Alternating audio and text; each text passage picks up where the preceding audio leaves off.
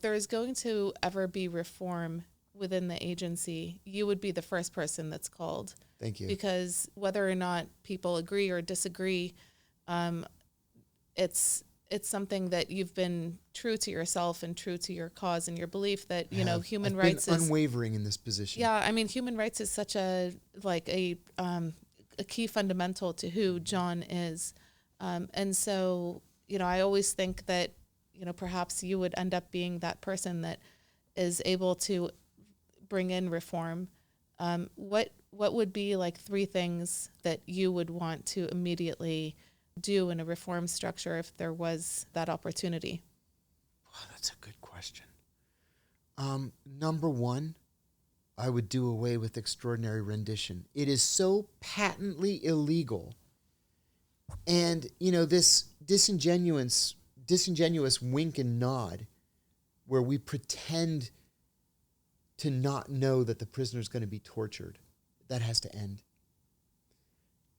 Number 2, I don't think anybody should be killed with a drone or with any other instrument without having the benefit of trial, even if that trial is in absentia.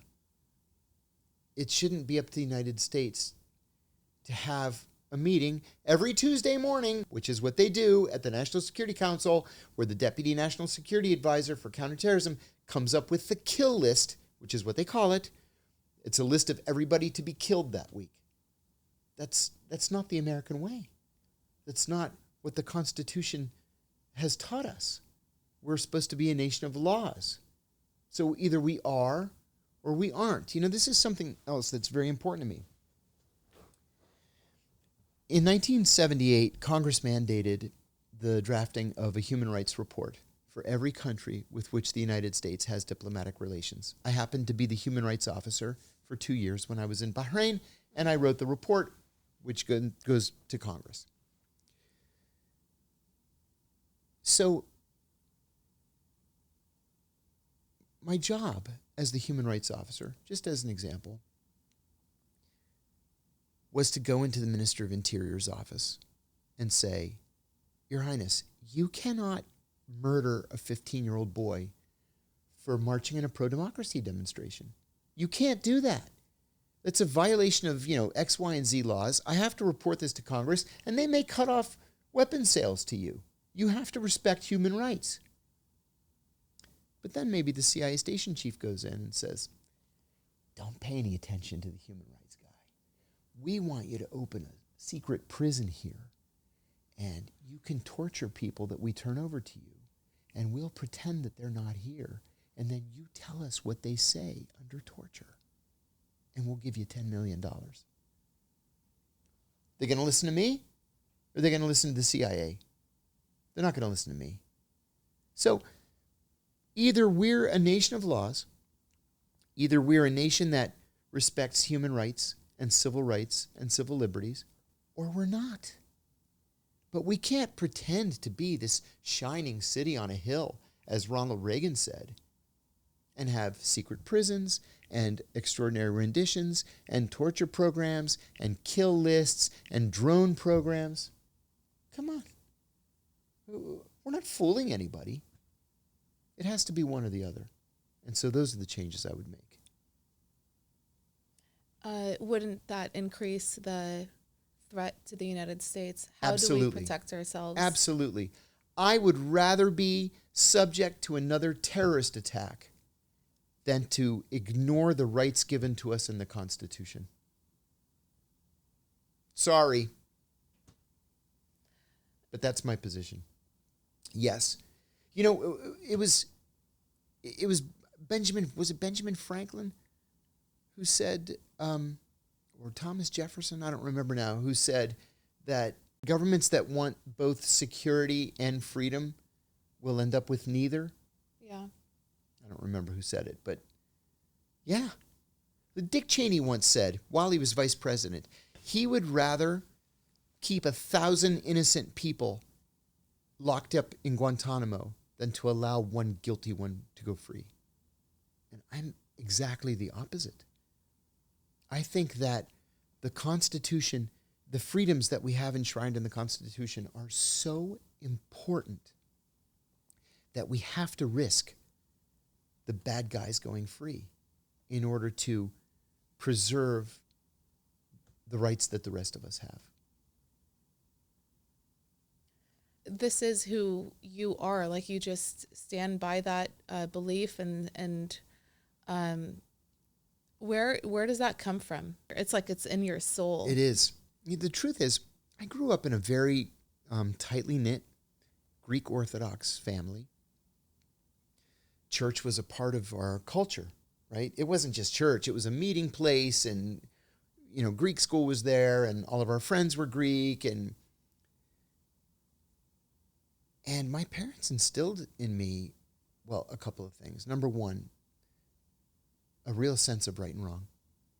Right? The CIA culture is such that they want you to believe that everything's a shade of gray. And it's not. Some things are black and white. They're just right and wrong. And torture's wrong. Number two, my grandfather, my father's father, was probably my best friend. He died in 1978, and not a single day goes by in my life that I don't think about him.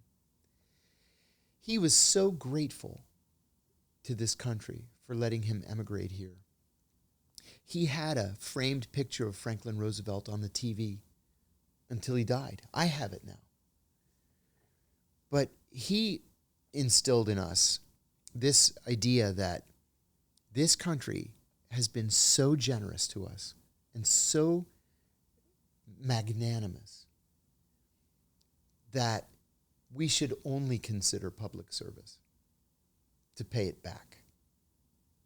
And so when I was in school, grad school, I only looked for jobs in government, Foreign Service, CIA. I got approached by the Department of the Navy. I only considered public service because I wanted to give something back. Making money has never been important to me. That sounds like I'm nuts, I know. But the money has just never been a motivator for me. No. I want my children to be proud of me, and I want to leave a legacy that, grandchildren that I don't have yet, or great-grandchildren, or great-great-grandchildren who are going to be born 40 years from now, will be able to look back and say, this was my great-great-grandfather. I can be proud of that guy. That's what I would like. I think you'll get that. Absolutely. I hope so. Thank you. Did your grandfather, was he alive when you joined the agency? No. He died in 78. I joined in 90. My mother's mother was alive. She was the only one. Everybody else had passed away. My dad's father, too, he used to tell me the craziest stories. Like, I don't know if you've ever heard of Sacco and Vanzetti. They were two anarchists who were executed in the 1930s for a crime that they didn't commit. And my grandfather once told me a story about sneaking out of work at the steel mill in Pittsburgh to go to a Sacco and Vanzetti rally. He could have been deported for that. But these guys were innocent, and they were going to be electrocuted, which they were.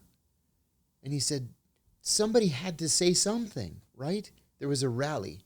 And so he risked everything and went to the rally for Sacco and Vanzetti. That still sticks in my mind, that story.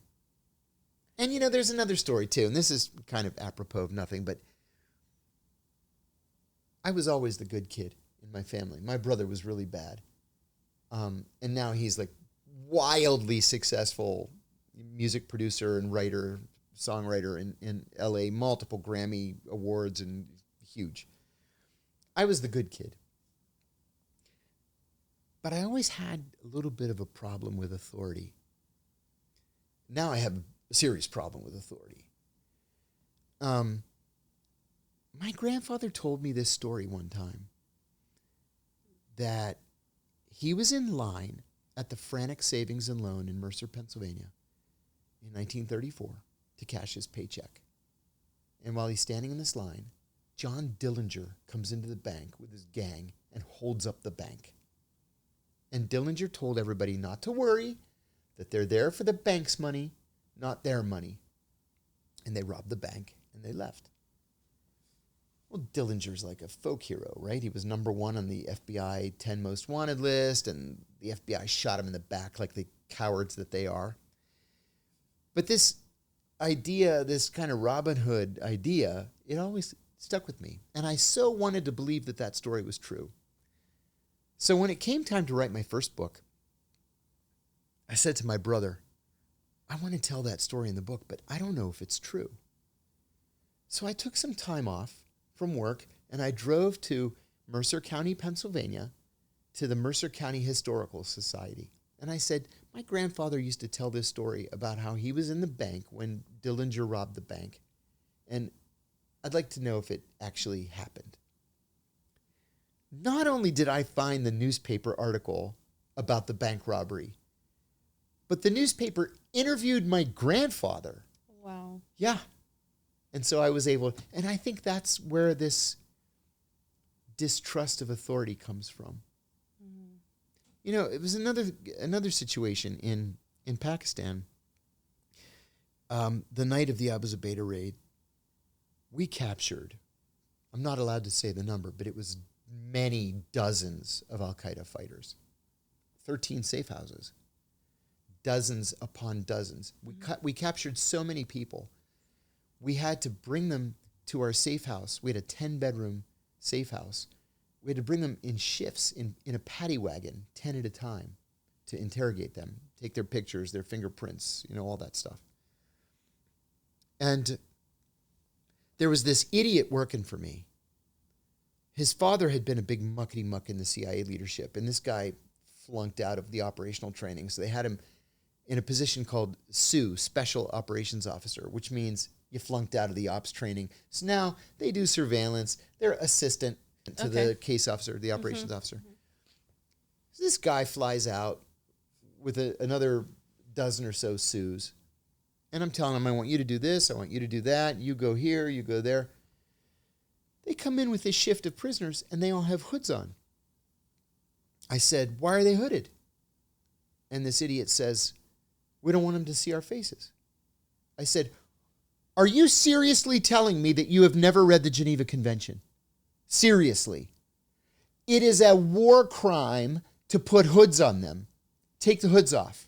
He goes, wait a minute, to his men, the guys he was with. Don't take the hoods off. He goes, I'm going to report you to headquarters. I said, oh, I'm already reporting you to headquarters for committing a war crime. Take the fucking hoods off. And we took all the hoods off. We reported each other to headquarters. I got in trouble. Listen, I was as upset as anybody else in the building on 9/11. That doesn't mean we have to turn into Al-Qaeda, which is what happened.